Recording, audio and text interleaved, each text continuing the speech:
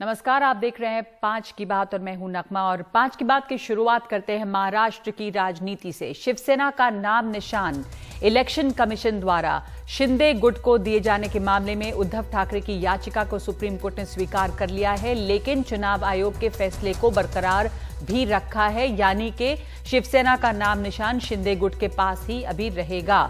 तो चुनाव चिन्ह मामले में सुप्रीम कोर्ट सुनवाई करेगा, लेकिन शिंदे गुट और चुनाव आयोग को सुप्रीम कोर्ट ने नोटिस भी जारी किया है और दोनों से 2 हफ्ते में जवाब भी मांगा गया है।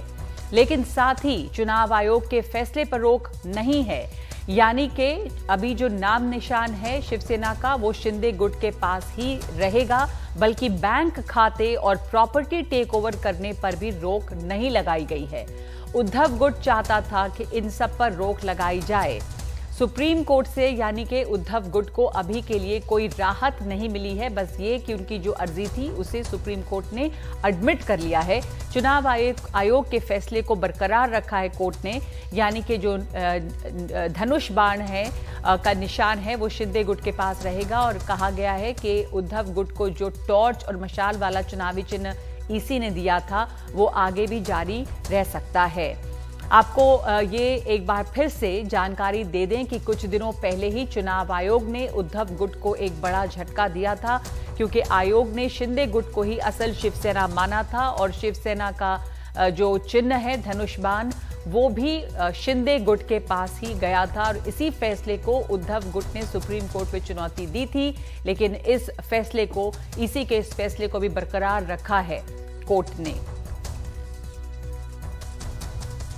तो हमारे साथ इस वक्त मौजूद है मेरे सहयोगी आशीष भार्गव और साथ ही सुनील सिंह। आशीष, सबसे पहले आपके पास आती हूं, क्योंकि कोर्ट में जो कुछ हुआ है उसको समझना चाहेंगे आपसे। ये जो प्ली थी, जो अर्जी थी, उसे दाखिल कर लिया गया है, लेकिन साथ ही हम कहें कि दोनों में से किसी भी गुट को बहुत ज्यादा राहत तो नहीं मिली है, बल्कि जो उद्धव गुट है उसके लिए तो मुश्किल बरकरार है अभी। आशीष। जी बिल्कुल, देखिए सुप्रीम कोर्ट का फैसला हम कई मायनों में कहेंगे कि एक बैलेंस फैसला है। हालांकि कहीं ना कहीं जो उद्धव ठाकरे चाहते थे कि चुनाव आयोग के फैसले पर रोक हो, किसी भी तरह की कार्रवाई, चाहे वो बैंक खाते टेक ओवर करने की हो, प्रॉपर्टी दफ्तर वो टेक ओवर करने की हो, वो ना कर पाएँ। साथ ही साथ डिस्क्वालिफिकेशन की बात की कि वो अयोग्य घोषित कर सकते हैं उद्धव ठाकरे गुट को।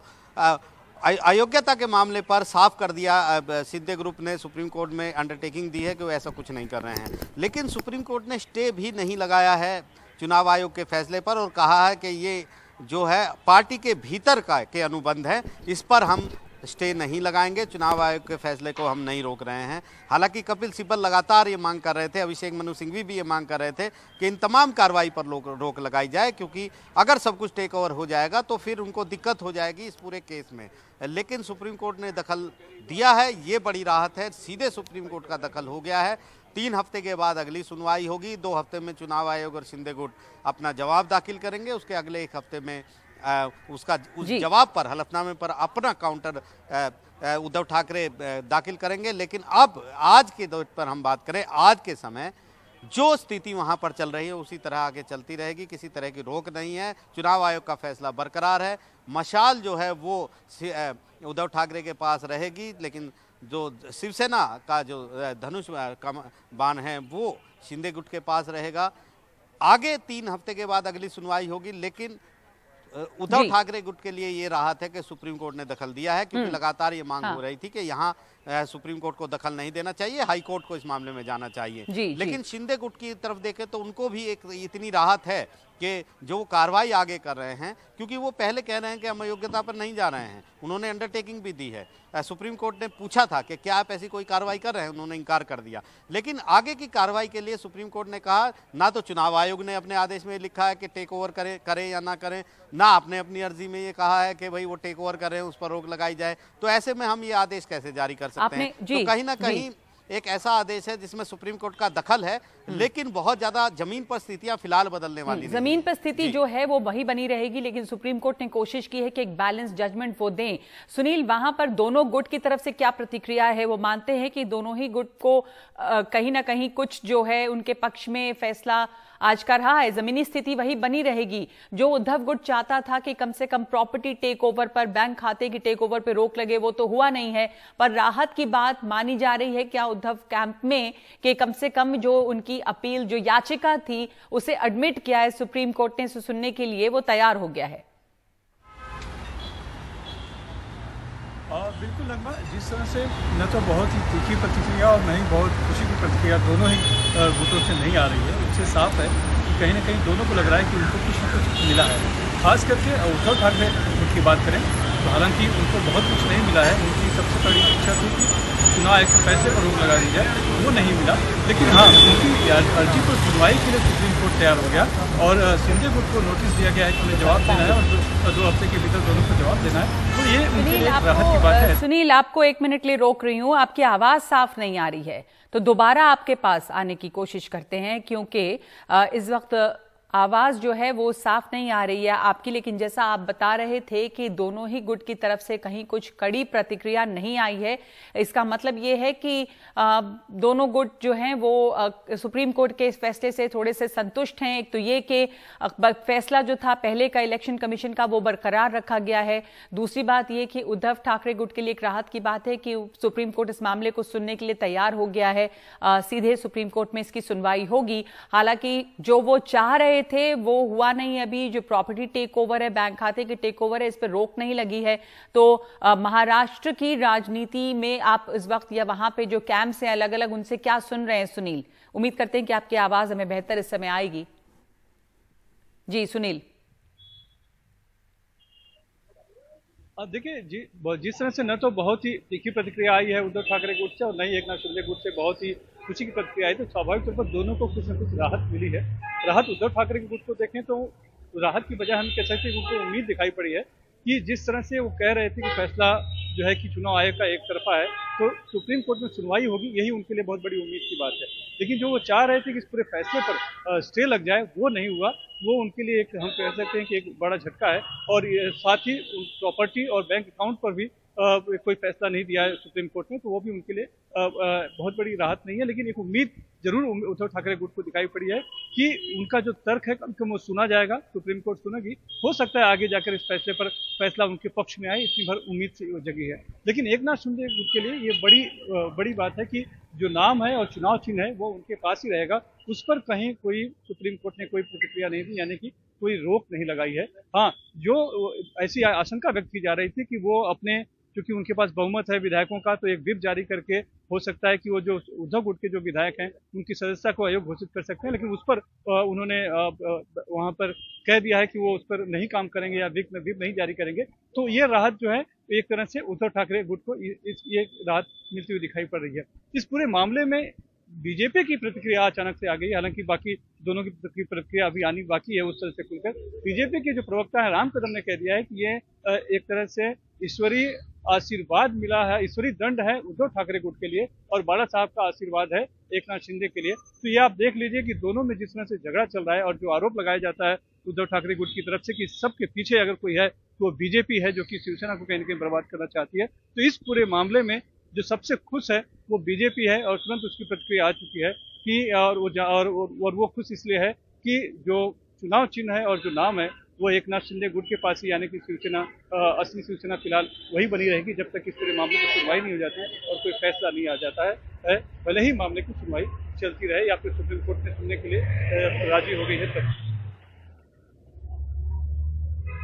धन्यवाद आपका सुनील और आशीष, हमसे बात करने के लिए, जानकारी देने के लिए कि किस तरह से इस फैसले को सुप्रीम कोर्ट ने जो बातें कही हैं उसको कैसे देखा जा रहा है दोनों गुट की तरफ से। वैसे इस वक्त हमारे साथ 2 मेहमान जुड़ रहे हैं इसके ऊपर। कृष्णा हेगड़े हैं जो कि शिंदे गुट से हैं, जो कि शिवसेना असली शिवसेना उसी को माना जा रहा है और जैसा इलेक्शन कमीशन ने भी कहा है।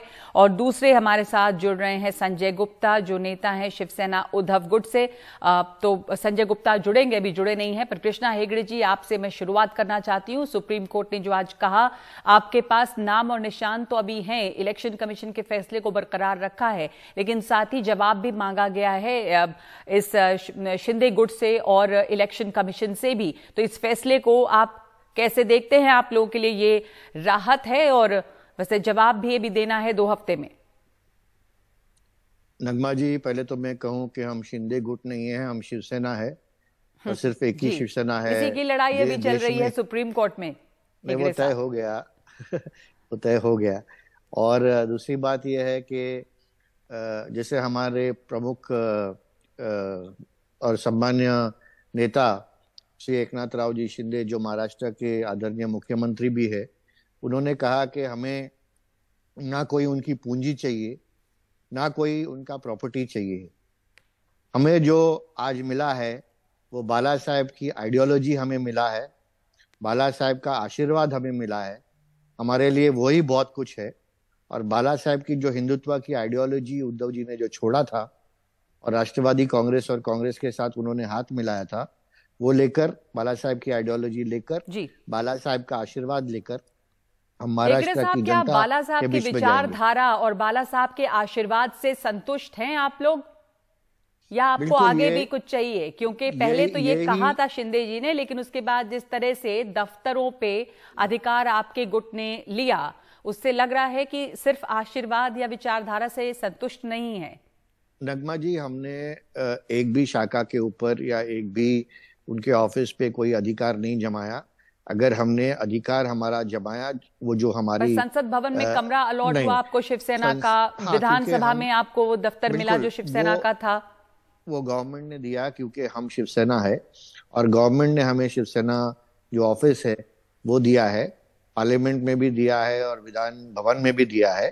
और वहां पर हमारे जो नेता है वहां बैठते हैं, क्योंकि सचमुच भी लोक संख्या हमारे पास ज्यादा है। इलेक्शन कमीशन ने भी कहा था कि हम ही शिवसेना है और उसके ऊपर सम्मान्य सुप्रीम कोर्ट ने भी आज फिर से एक मोहर लगा दिया कि शिवसेना हम ही है। सुप्रीम कोर्ट ने फैसले को बरकरार रखा है, लेकिन 2 हफ्ते में जवाब मांगा है और इस पे सुनवाई भी होगी। तो संजय गुप्ता जी हमारे साथ जुड़ गए हैं, जो कि उद्धव गुट से हैं। कृष्णा हेगड़े कह रहे हैं कि हम किसी गुट से नहीं है, हम ही शिवसेना है। पर दरअसल संजय गुप्ता जी, लड़ाई तो इसी बात की, आप लोग ये मानने के लिए तैयार नहीं है। तो जब इलेक्शन कमीशन ने भी कहा और शिवसेना ने भी, अभी माफ कीजिएगा, सुप्रीम कोर्ट ने भी इस फैसले को बरकरार ही रखा है, तो ये अब क्या आप मानेंगे नहीं कि शिवसेना जो है वो कृष्णा हेगड़े साहब जिस गुट को का प्रतिनिधित्व यहां कर रहे हैं, वो मानते हैं कि शिवसेना तो वही है, ये कोई गुट नहीं है शिंदे गुट, उनके पास बहुमत है हर तरह से। संजय गुप्ता जी,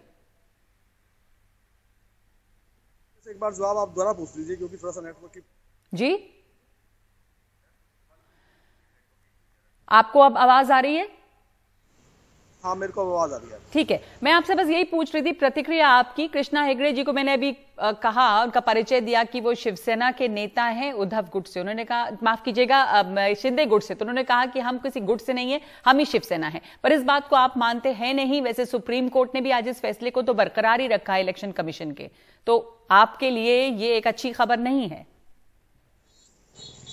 अच्छी खबर तो है। देखिए, निर्वाचन आयोग ने जिस तरह से जो फैसला दिया है वो फैसला गलत इसलिए है क्योंकि हमारे देश के अंदर पॉलिटिकल पार्टीज जो बनती हैं वो नॉमिनेटेड मेंबर्स के आधार पर बनती हैं, फाउंडर मेंबर्स के आधार पर बनती हैं। विधायकों और सांसदों के आधार पर सरकारें बनती हैं और गिरती हैं, मगर पॉलिटिकल पार्टियां नहीं। आज जिस तरह से उच्चतम न्यायालय ने जो हमारी एप्लीकेशन को रखा है उसमें 2 हफ्ते का टाइम दिया है, तो ठीक है, ये हमारे लिए लेकिन वाली बात है। सुप्रीम कोर्ट ने तो इस फैसले को बरकरार ही रखा है ना अभी। आपको तो वो, उन्होंने तो कहा है कि जो ईसी ने कहा है वो भी स्थिति बनी रहेगी, चाहे वो चुनाव चिन्ह हो चाहे वो नाम हो। देखिए, ये एक बड़ा फैसला है जो माननीय उच्चतम न्यायालय ने करना है। इस पर बहुत से पहलुओं पर माननीय उच्चतम न्यायालय को देखना होगा। उन सबको देखने के बाद ही वो अपना कोई डिसीजन दे पाएंगी। तो उस चीजों को देखने के लिए ही सुप्रीम कोर्ट ने इस मामले को अपने पास पेंडिंग रखा है और इस पर अध्ययन करने के बाद गहनता से तभी अपना निर्णय देंगी। तो इसलिए ये मैटर है, इसमें किसी भी तरह की कोई हार नहीं है, कोई जीत नहीं है। ये फैसला भी तो आप इसको एक बैलेंस, आप इसको एक संतुलित फैसले के रूप में देख रहे हैं, ना किसी की हार हुई है ना जीत हुई है इसमें, संजय जी? बिल्कुल, इसमें जो इलेक्शन कमीशन ऑफ इंडिया ने जो अपना निर्णय दिया है उस पर अभी उच्चतम न्यायालय ने अपना निर्णय देना है। और उच्चतम न्यायालय और इलेक्शन कमीशन ने जो भी जिन पहलों के आधार पर इस निर्णय को दिया, उन सभी पर अध्ययन करने के बाद ही माननीय उच्चतम न्यायालय कोई डिसीजन ले पाएगा।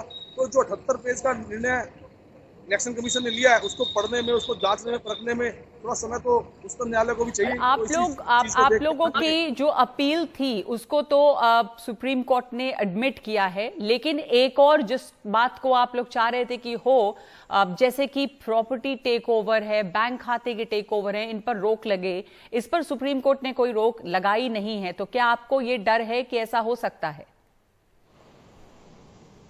देखिए, इस पर रोक लगनी चाहिए थी और इस पर डिसीजन आना चाहिए था, लेकिन इसमें जिस तरह से उच्चतम न्यायालय ने जो समय अभी लिया है 1-2 हफ्ते का, तो कोई बात नहीं, 2 हफ्तों में तो क्या फर्क पड़ता है, 2 हफ्तों में कोई चीजें इधर से उधर नहीं हो जाएंगी। तो अगर उच्चतम न्यायालय ने इस मामले में 2 हफ्ते का समय लिया तो कपिल सिब्बल जो आपकी तरफ से इस पे बहस कर रहे थे, उन्होंने कहा कि उन्हें डर ये है कि प्रॉपर्टी जो है और बैंक खाते हैं उन सब का टेक ओवर हो जाएगा। देखिए, 2 हफ्ते में तो मुझे नहीं लगता कि इन सब पर टेक ओवर हो जाए। हालांकि इस पर उच्चतम न्यायालय को अभी डिसीजन जल्दी लेना चाहिए था। संरक्षण मांगा था। निर्णय आने के बाद हमारी पार्टी आला अधिकारी का कृष्णा के आने के बाद डर बना हुआ है, लेकिन अभी यहाँ पर संजय गुप्ता जो भी कहें ये डर बना हुआ। कपिल सिब्बल ने ये अपनी दलील रखी थी, संरक्षण की मांग की थी। आप कह रहे हैं कि लालच नहीं है और हम शिवसेना बाला साहब ठाकरे की जो विचारधारा है उसको लेकर ही खुश हैं, उनके आशीर्वाद से खुश हैं, पर ये डर जो है वो उद्धव गुट से लगातार जताया गया है। देखिए, वो अपनी जो दलील है सुप्रीम कोर्ट में, उसमें उनकी जो साइड है वो तो रखेंगे ही, लेकिन हम ऑफिशियली कह रहे हैं कि हमको सिर्फ बाला साहब की जो आइडियोलॉजी है और उनका आशीर्वाद है वो चाहिए, क्योंकि 2019 में, क्या उसी से भी पहले 25 साल से लेके हिंदुत्व आइडियोलॉजी पर बीजेपी और शिवसेना साथ में लड़ी थी। 2019 में भी शिवसेना और बीजेपी साथ में लड़ी थी, लेकिन 2019 में उद्धव जी ने बीजेपी को छोड़कर राष्ट्रवादी कांग्रेस और कांग्रेस का दामन पकड़ा और उन्होंने आइडियोलॉजी जो है हिंदुत्व का वो छोड़ी, उन्होंने आइडियोलॉजी को डाइल्यूट किया। पर और जो बहुत सारे जो लोग होती है, जो मूल पार्टी होती है, जैसा अभी संजय गुप्ता कह रहे थे कि पॉलिटिकल पार्टीज के नाम है, निशान है, वो उस आधार पे होते हैं, ये नहीं कि आपके साथ कितने विधायक चले गए। आप क्या कहेंगे इस पर संजय कृष्णा हेगड़े? देखिए, 76% ऑफ द वोट्स हमारे पास है, 75% ऑफ द जो पार्टी है वो हमारे पास है, एग्जीक्यूटिव मेंबर्स हमारे पास है, 10 स्टेट के प्रेसिडेंट ने हमको सपोर्ट दिया है, 11 लाख प्रतिज्ञा पत्र हमने इलेक्शन कमीशन को प्रोसेस में सौंपा है, ड्यू प्रोसेस में, फॉलोइंग द ड्यू प्रोसेस। और जो हमारे जो नेता हैं, जो बाला साहब के साथ उन्होंने पार्टी फाउंड किया, वो सब हमारे साथ है, आधा ठाकरे परिवार हमारे साथ है, तो इससे ज्यादा क्या चाहिए? आधा ठाकरे परिवार आपके साथ है? बिल्कुल। बिंदु माधव ठाकरे जी जो बाला साहब के सबसे बड़े लड़के हैं, उनके लड़के निहाल ठाकरे हमारे पास है, उनके सेकंड लड़के जयदेव ठाकरे जी हमारे पास है, स्मिता ठाकरे जी हमारे साथ है, सब जो संजय है जी, आप इस पर प्रतिक्रिया देना चाहेंगे? आधा ठाकरे परिवार भी जो है वो शिंदे साहब के साथ है। डोमेन में सब शिंदे जी को सपोर्ट किए हैं। साहब ने अपनी विरासत उद्धव जी को दी थी। परिवार में तो बहुत लोग होते हैं, भाई होते हैं, दूसरे लोग भी होते हैं, मगर जो जिन्होंने पार्टी को बनाया उन्होंने अपनी विरासत उद्धव जी को दी थी, किसी और को नहीं दी थी। तो जब उद्धव जी को दी थी और उद्धव जी के नेतृत्व में ही सभी ने चुनाव लड़ा था, जितने भी आज विधायक हैं, सांसद हैं, वो सभी उद्धव जी के नेतृत्व में ही चुनाव लड़े थे। एक भी ऐसा आदमी आप मुझे बता दीजिए जो आज विधायक है या MP है जो उद्धव जी के नेतृत्व में ना लड़ा हो। और आप लोगों को जाहिर है कि सुप्रीम कोर्ट से, संविधान से उम्मीद है संजय गुप्ता जी अभी, और हम भी इंतजार करेंगे कि इसके 2 हफ्ते का जो वक्त मिला है उसमें फिर उस पर सुनवाई भी होगी। लेकिन इस समय तुम ये कह सकते हैं कि मुसीबत जो है उद्धव कैंप की वो खत्म नहीं हुई है, भले ही जो आपने अपील की थी, पेटिशन दी थी, वो एक्सेप्ट कर लिया है, सुप्रीम कोर्ट ने एडमिट कर लिया है। धन्यवाद आप दोनों का, कृष्णा हेगड़े और संजय गुप्ता, हमारे साथ इस चर्चा में शामिल होने के लिए। तो शिवसेना पर पूर्ण नियंत्रण की तैयारी में शिंदे गुट है और आज सुप्रीम कोर्ट ने इलेक्शन कमीशन के फैसले को बरकरार रखते हुए जवाब मांगा है शिंदे गुट से भी और इलेक्शन कमीशन से भी। लेकिन फिलहाल जो नाम और निशान है वो शिंदे गुट के पास ही रहेगा। ये जरूर हुआ है, उद्धव कैंप की जो याचिका थी उसे एडमिट किया गया है।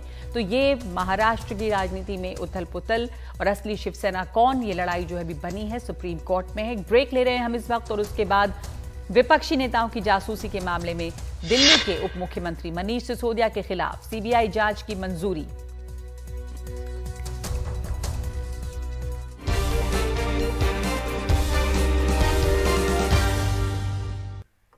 केंद्रीय गृह मंत्रालय ने मनीष सिसोदिया के खिलाफ सीबीआई जांच को मंजूरी दे दी है।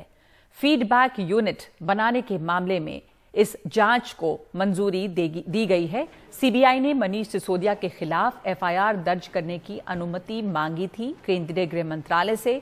उपराज्यपाल ने मंजूरी के लिए मामला गृह मंत्रालय को भेज दिया था और गृह मंत्रालय ने भ्रष्टाचार निरोधक अधिनियम के तहत इस जांच को मंजूरी दे दी है।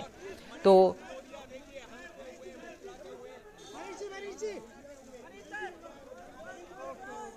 मनीष सिसोदिया ने इस पर ट्वीट किया है। जब ये फैसला आया तो इस पर उन्होंने अपनी प्रतिक्रिया एक ट्वीट के जरिए दी है और कहा है कि अपने प्रतिद्वंदियों पर झूठे केस करना एक कमजोर और कायर इंसान की निशानी है। जैसे जैसे आम आदमी पार्टी बढ़ेगी, हम पर और भी बहुत केस किए जाएंगे।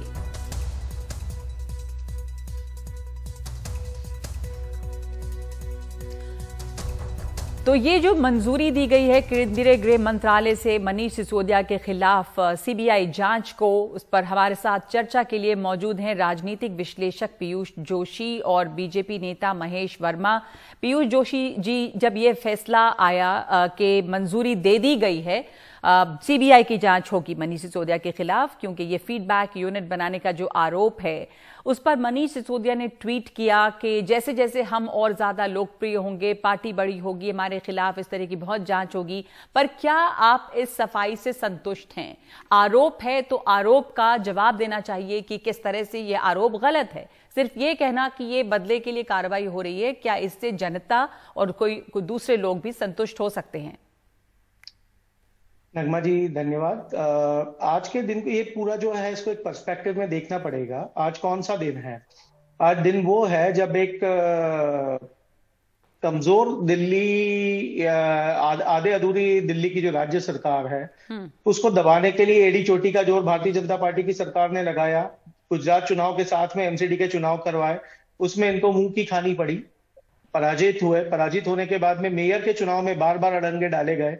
उसमें एलजी ने कई सारे नियमों का उल्लंघन करते हुए मेयर के चुनाव को रोकने की कोशिश की और उस सब करने के बाद माननीय सुप्रीम कोर्ट के निगरानी में मेयर का चुनाव हो गया और उसमें आम आदमी पार्टी का मेयर मिला एक इंटीग्रेटेड एमसीडी को।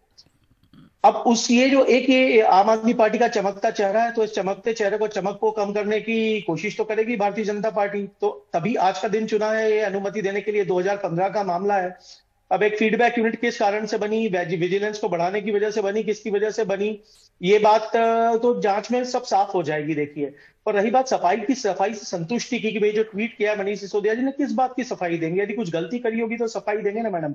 यदि काम सही किया है, ठीक किया है, तो सफाई देने की आवश्यकता ही नहीं है।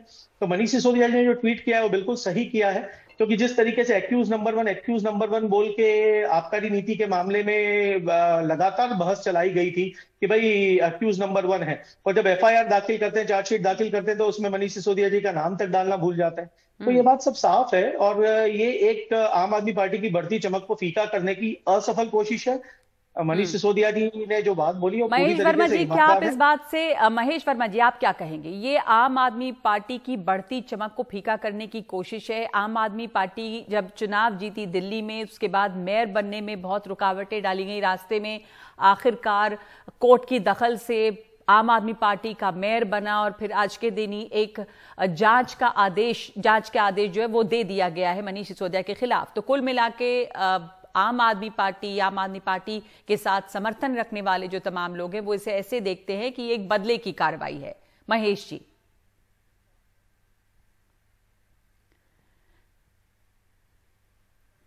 महेश वर्मा का इस समय नेटवर्क शायद खराब है, हमारे साथ संपर्क कट गया है, लेकिन वापस आएंगे महेश जी। पर पीयूष जोशी, मैं आपके पास ही दोबारा आना चाहती हूं कि आप जैसे आपने कहा कि मेयर के रास्ते में रुकावट डाली गई, लेकिन मेयर बना, लेकिन कुल मिला के ये तस्वीर आप लोग पेश करते हैं कि एक आम आदमी पार्टी जो सिर्फ दिल्ली में ही अभी और पंजाब में है, पर दिल्ली में पूरा तंत्र जो है आम आदमी पार्टी को काम नहीं करने देने के पीछे लगा हुआ है।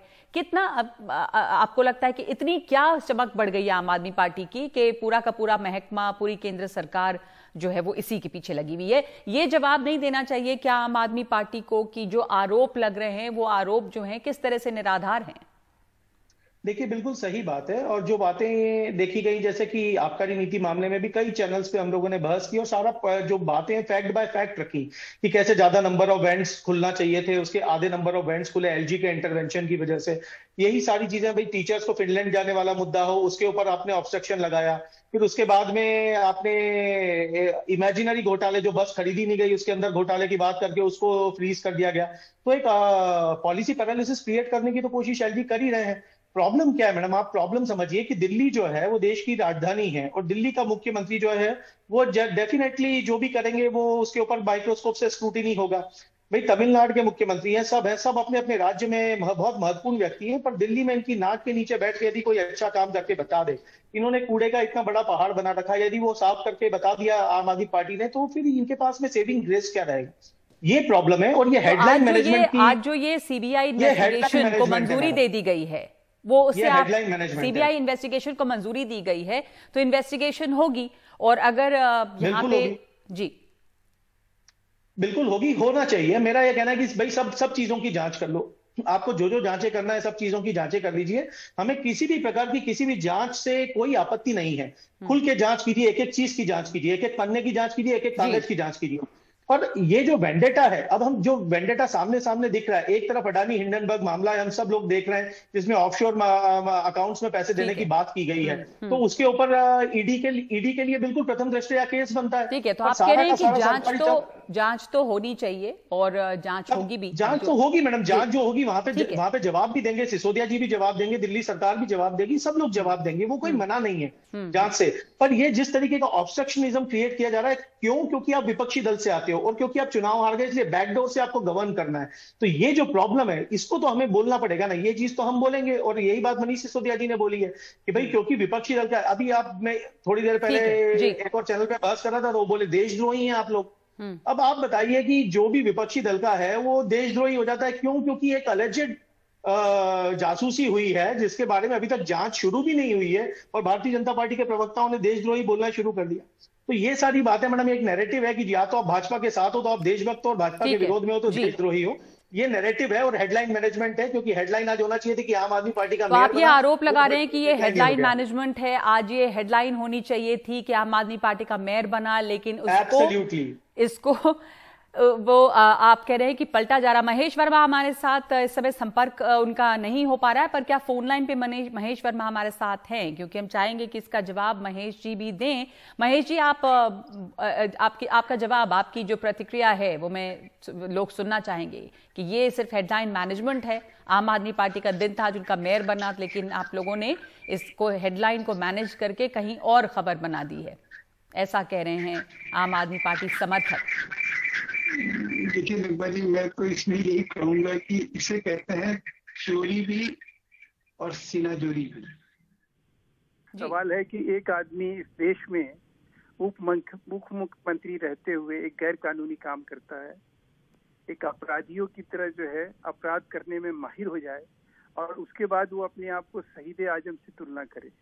इससे हास्यास्पद और इससे निंदनीय बात इस देश में कुछ नहीं हो सकती है।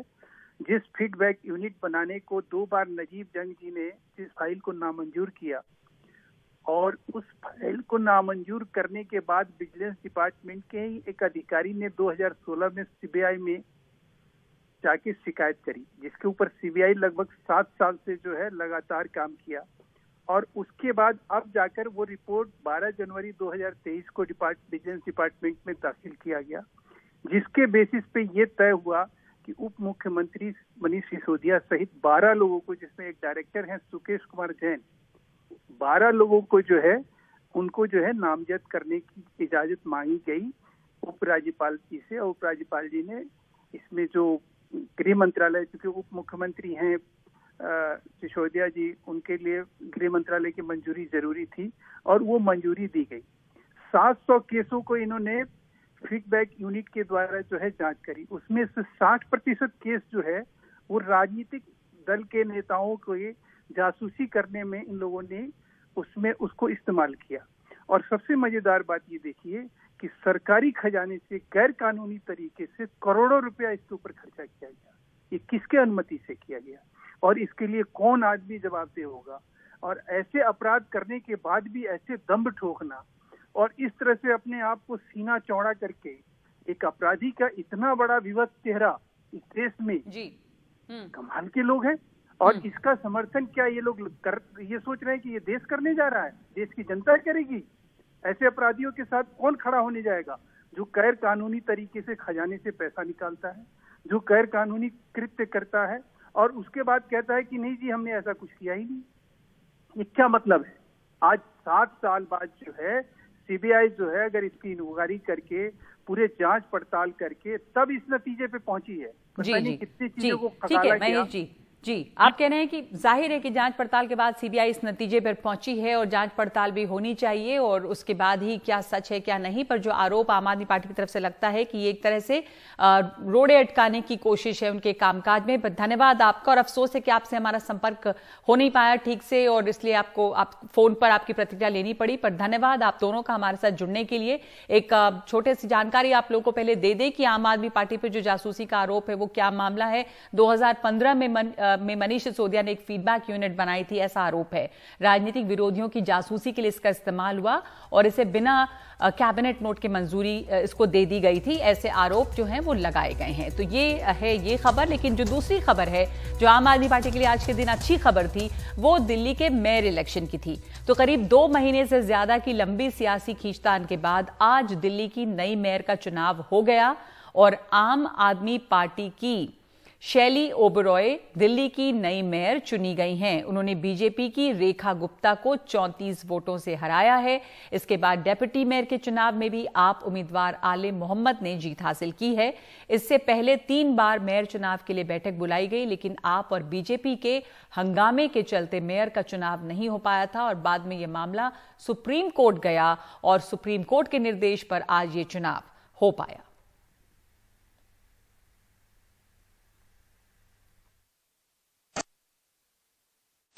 सबने मुझे यहाँ चुनकर महापौर चुनकर सदन को चलाने का मौका दिया। मैं आप सबको आश्वासन देती हूँ कि इस सदन की कार्यवाही को संवैधानिक तरीके से टीएमसी एक्ट के अनुसार ही चलाऊंगी और आप सबसे भी आशा करती हूँ कि आप सब भी सदन की मर्यादा का पालन करेंगे और अनुशासन बनाए रखेंगे। दिल्ली की जनता ने एक दिल्ली को स्वच्छ और सुंदर बनाने का सपना देखा है और हम सबको मिलकर इस सपने को पूरा करना है। हम सबको मिलकर दिल्ली की जनता की उम्मीदों को पूरा करना है। इसीलिए आप सबके आशीर्वाद और सहयोग की बहुत बहुत जरूरत है। धन्यवाद। कांग्रेस अध्यक्ष मल्लिकार्जुन खड़गे का दावा 2024 में कांग्रेस के नेतृत्व वाली सरकार आएगी। 2024 में कांग्रेस के नेतृत्व वाला गठबंधन बीजेपी को हराएगा। 2024 में कांग्रेस के नेतृत्व वाली सरकार की बात मल्लिकार्जुन खड़गे ने की है और साथ ही कहा है कि लोकतंत्र को बचाने के लिए देश में विपक्षी पार्टियों का एकजुट होना जरूरी है और विपक्षी पार्टियों से, विपक्षी दलों से बातचीत चल रही है। बीजेपी को बहुमत नहीं मिलेगा और दूसरे दलों के साथ मिलकर हम बहुमत हासिल करेंगे, चाहे 100 मोदी और शाह आ जाएं। In 2024, the alliance government will come in center. Congress will lead. We are talking with other parties because otherwise the democracy and constitution will go. With every party, now and then, we are calling, we are talking, we are sharing our views how to win 2024. Therefore, the BJP will not get majority. Some people say they will not get majority. All other parties together, of course Congress will lead. We will get the majority. We will follow the constitution. We will follow the democracy. Let 100 Modis or Shah come. This is India and constitution is very strong. And our people have given their lives to get freedom. Congress, not you, BJP people. और एक दिलचस्प खबर America के में होने वाले चुनाव से जुड़ी। यहाँ पर एक और शख्स जो भारतीय मूल के हैं, उन्होंने अपनी दावेदारी रखी है। भारतीय मूल के विवेक रामास्वामी ने अमेरिका में राष्ट्रपति पद की दौड़ में खुद को उम्मीदवार बनाए जाने की घोषणा कर दी है। विवेक ने रिपब्लिकन पार्टी से चुनाव में कूदने का ऐलान किया। निकी हेली के बाद विवेक रामास्वामी भारतीय मूल के दूसरे शख्स हैं जो अमेरिका में प्रेसिडेंट पद की दौड़ में कूद पड़े हैं। विवेक रामास्वामी हेल्थ केयर और टेक सेक्टर के व्यवसायी हैं, साथ ही कमेंटेटर और लेखक भी हैं। विवेक के माता पिता केरल से अमेरिका गए थे। उनका जन्म 9 अगस्त 1985 में हुआ है और 90 के दशक में वो ओहायो में बड़े हुए हैं। अपने टैलेंट से आगे बढ़े, फिर बड़ी कंपनियों में काम किया। दावा है कि अप्रवासियों के बीच उनकी मजबूत पकड़ है। वो रिपब्लिकन पार्टी के सदस्य हैं। डोनाल्ड ट्रंप के राष्ट्रपति रहते उन्होंने पार्टी को ज्वाइन किया।